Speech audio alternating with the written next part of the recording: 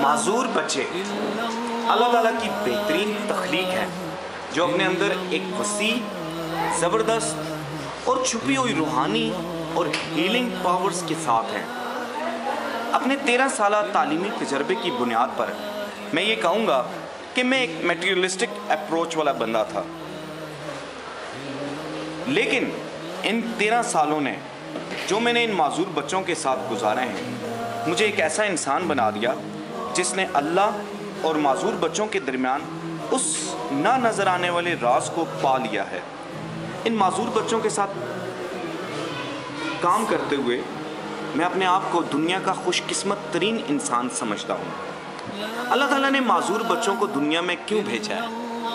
یہ اس لیے بھیجا ہے تاکہ یہ ہماری روحانی بیماریوں کا علاج کر سکیں۔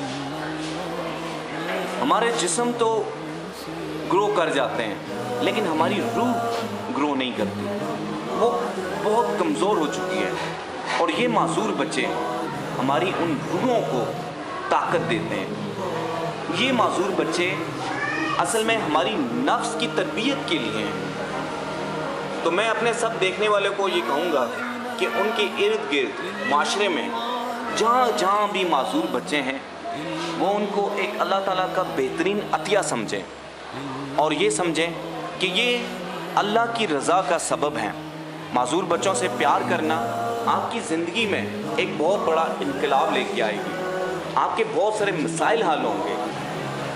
تو یہاں پر اس ویڈیو کا بنانے کا مقصد یہ ہے کہ معذور بچوں کے لیے اپنے رویے میں تبدیلی لائیں۔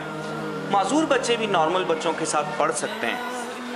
معذور بچوں کا بھی زندگی پر اتنا ہی حق ہے جتنا ہمارا ہے۔